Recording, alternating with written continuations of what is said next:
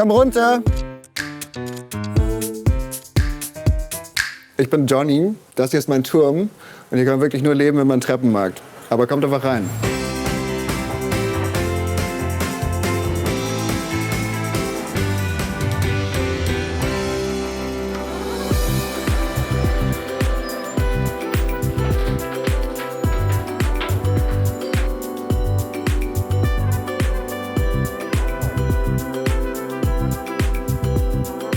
Herzlich willkommen, erstmal bei mir im Turm. Wie ihr seht, fällt man sofort in mein Leben rein. Man steht sofort in der Küche drin.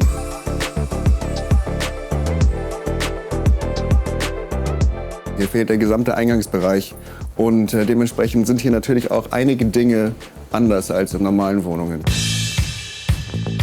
Die Küche ist meine Garderobe,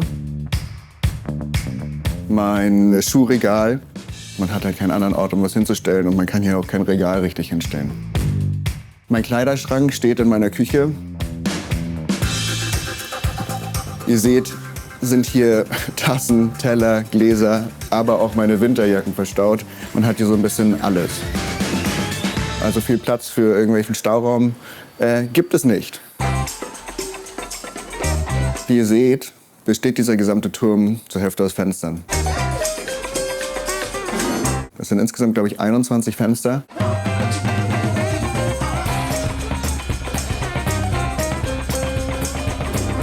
Es gibt in dieser Wohnung keine andere Wand, an die man diesen Schrank stellen könnte, weil überall einfach Fenster sind. Man muss ziemlich viel Fenster putzen, während es natürlich sehr schön ist, dass hier sehr, sehr viel Licht reinfällt. Wie ihr seht, muss man hier einfach kreativ werden.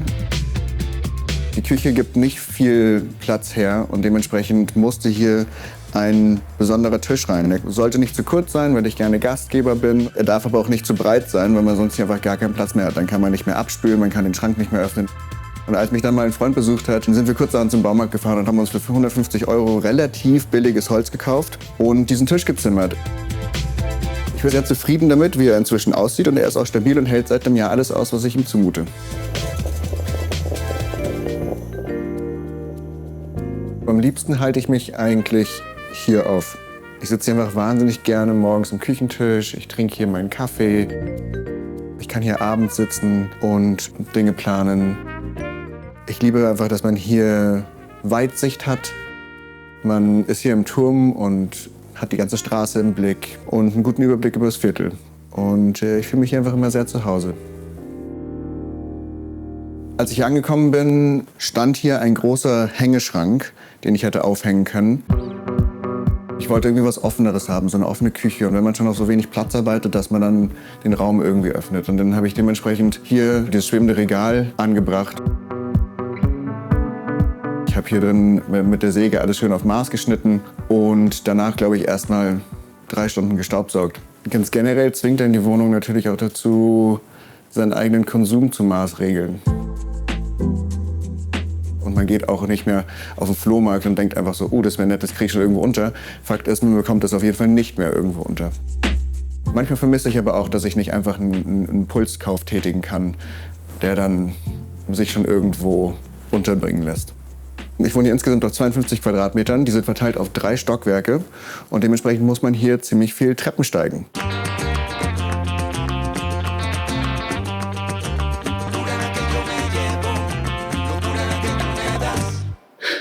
Ihr könnt mal mitkommen, wir gehen mal gleich rauf in mein Wohnzimmer.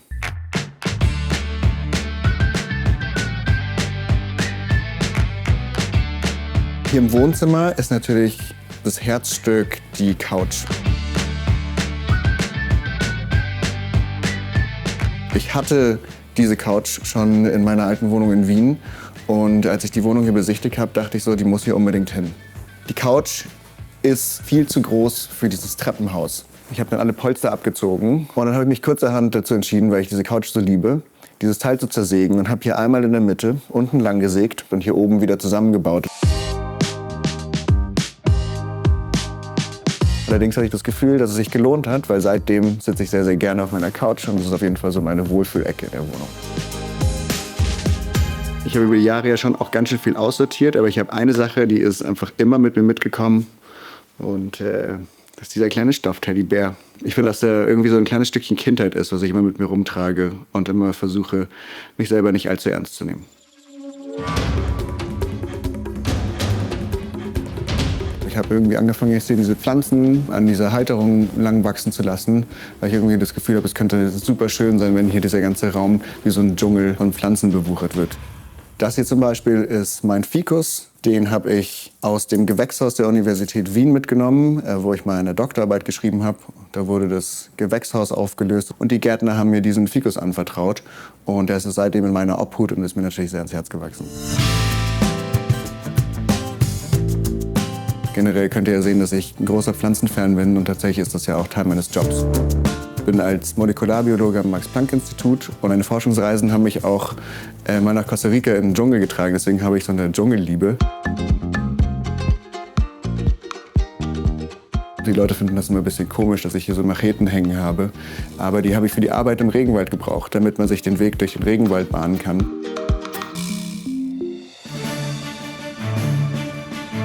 Man denkt ja, wenn man hier unten vorbeiläuft, dass der Turm irgendein mittelalterliches Relikt ist. Aber tatsächlich ist der Turm vor ca. 25 Jahren erst entstanden. Also mein Vermieter hat mir damals erzählt, dass sie selber so eine Szenekneipe unten hatten. Das hieß das Café Woodstock. Und alle Hausbewohner, die hier gewohnt haben, haben immer gesagt, das ist unser Schloss Woodstock. Und mein Vermieter hat daraufhin kurzerhand eine Baugenehmigung beantragt und diesen Turm hier hingestellt, um das Schloss Woodstock zu vervollständigen.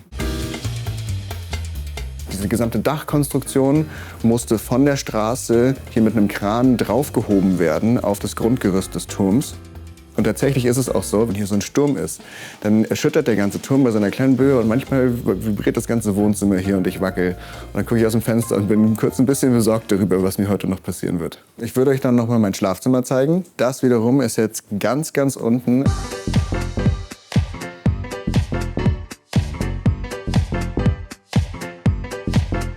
Das hier ist mein Schlafzimmer. Hier passt doch nicht viel mehr rein als das Bett.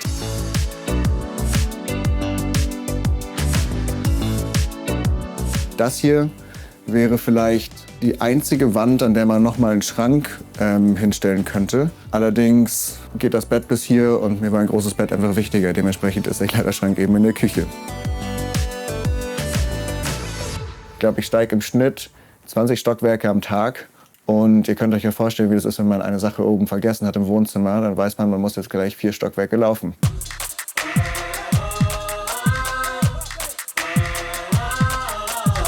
Tatsächlich ist das auch eine der wenigen Sachen, die ich mir noch unbedingt anschaffen muss, ist ein Tablett, ein schönes, großes Tablett, auf dem man einfach Dinge von A nach B transportieren kann. Nebenan ist halt hier noch mein Badezimmer. Das könnt ihr auch gerne mal euch angucken. Kommt mal mit.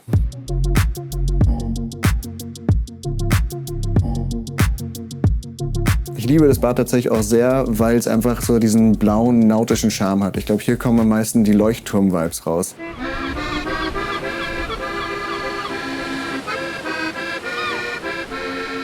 Was auch ganz lustig ist in dem Badezimmer, das kann ich euch mal zeigen, ist, dass hier überall dieses Milchglas verbaut ist. Jetzt gibt es hier eine kleine Besonderheit. Die einzige Stelle, wo das Milchglas nicht verbaut ist, ist hier. Und ich habe mich die ganze Zeit gefragt, warum? Bis ich das erste Mal auf dieser Toilette saß und gemerkt habe, man kann hier rausgucken, aber die Leute sehen einen nicht. Man kann nur die Leute beobachten. Das ist auf jeden Fall entertaining, wenn man auf Toilette ist. Eigentlich fehlt mir hier nur noch ein Kissen an der Fensterbank und ich bin die perfekte, schrullige Oma, die das ganze Viertel im Blick hat.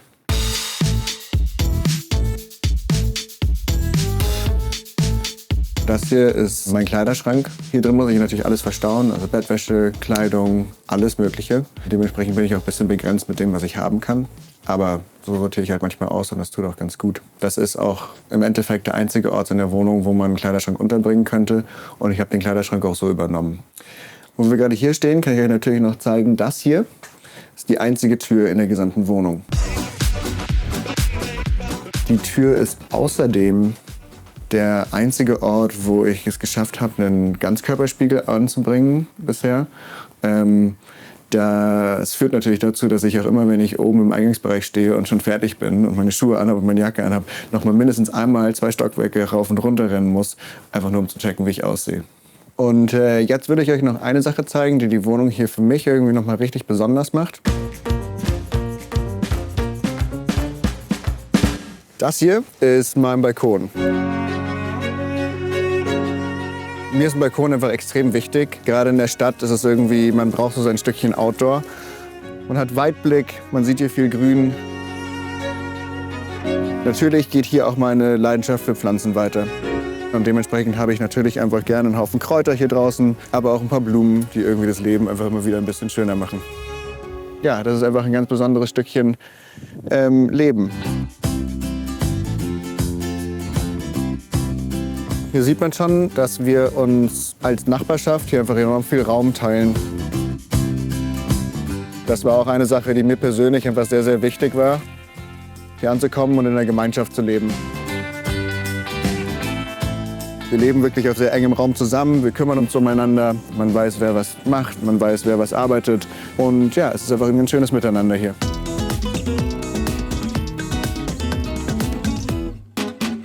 Was natürlich eine absolute Seltenheit ist in Köln in der Innenstadt, ist so ein Leben im Grünen wie hier.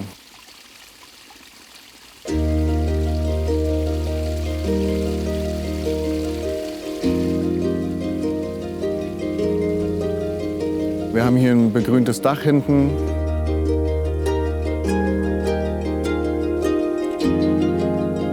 Wir haben hier einen Innenhof mit einem Teich und einem kleinen Biotop. Es ist totale Biodiversität, gibt ganz viele Insekten, was Biologen wie mir auch wichtig ist.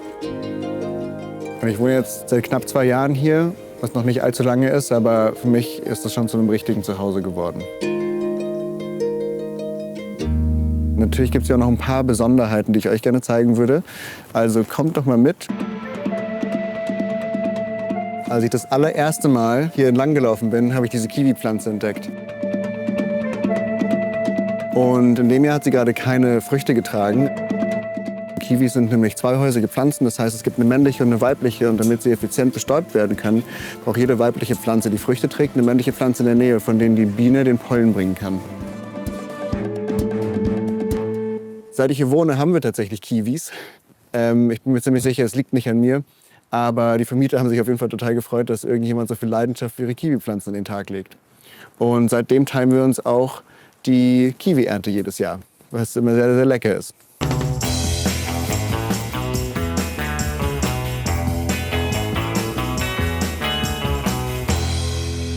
Also hier drin kommt jetzt unsere Sauna. Das ist so das kleine Extra.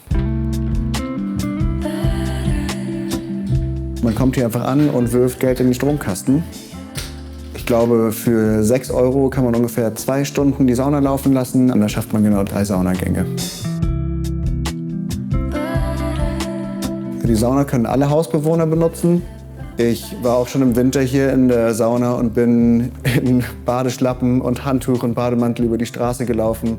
Und die Leute gucken einen natürlich auch immer ganz verdutzt an. Wer macht denn sowas? Aber ja, man geht hier in die Sauna. Das ist auch schon mit 5 Leuten passiert. Das Leben im Turm ist auf jeden Fall was ganz Besonderes. Ist vielleicht oft ein bisschen unkonventionell und auch manchmal ein bisschen kompliziert. Aber ich wache eigentlich jeden Tag auf und merke, ich lebe in meiner absoluten Traumwohnung. Und ich würde es auch nicht anders machen wollen. Das hier war die Roomtour durch meinen Turm. Ich hoffe wirklich sehr, dass es euch gefallen hat. Falls ihr noch mehr sehen wollt, könnt ihr entweder hier klicken oder hier unten abonnieren. Ciao!